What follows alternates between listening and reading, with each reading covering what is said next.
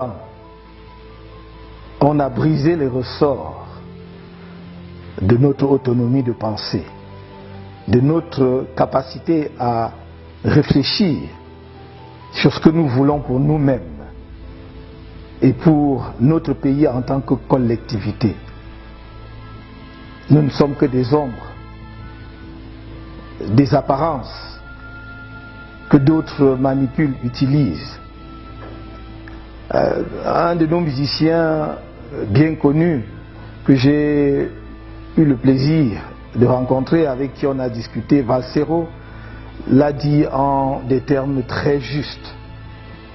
Nous nous agitons sans savoir pourquoi, nous courons sans savoir où nous allons.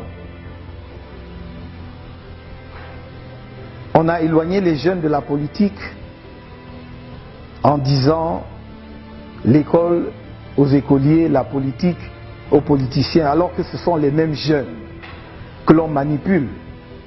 Et parfois, les plus jeunes d'entre eux, ceux qui sont encore à l'école primaire.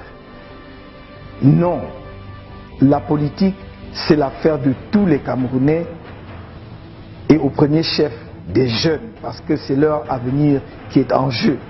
Le comble, c'est que on les a dégoûtés de la politique en leur faisant croire que les jeux étaient faits d'avance et que qu'ils votent ou qu'ils ne votent pas, cela ne changera rien au résultat déjà connu. Mais je leur dis, le pouvoir du peuple est dans le vote, dans le bulletin de vote, et donc le pouvoir leur appartient. Le pouvoir du peuple n'est pas une abstraction, c'est la capacité de chaque citoyen à se mobiliser pour faire foule ensemble dans le choix des dirigeants d'un pays.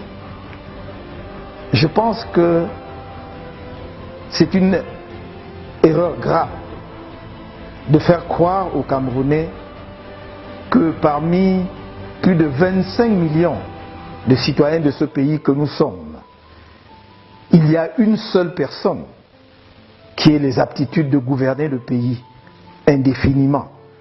Car si cela était vrai, cela voudrait dire que le pays s'arrêterait après lui. Car si cela était vrai, cela veut dire que l'on vous trompe en vous incitant à aller à l'école, à vous former. Car la seule perspective qu'offre la formation, qu'offre l'éducation, la grande perspective citoyenne, c'est de donner à chacun de nous la capacité de participer pleinement aux affaires du pays, à la fois dans le choix des dirigeants, mais aussi comme candidat pour proposer au pays ce que l'on veut faire ensemble pour son développement et sa modernisation.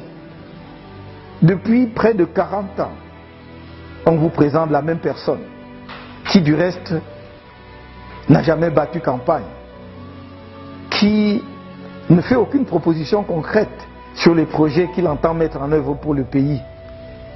Et l'on vous dit, si ce n'est lui, c'est la catastrophe pour le Cameroun. Mais je puis vous dire que nombreux sont nos compatriotes qui ont les aptitudes pour conduire les affaires de la nation.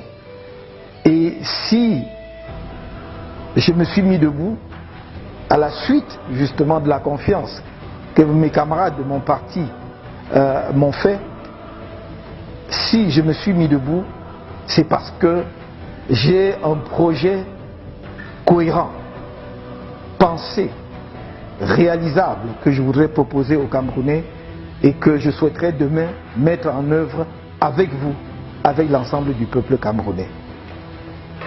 La jeunesse camerounaise va payer demain pour des ordinateurs que la plupart d'entre eux n'ont pas reçus.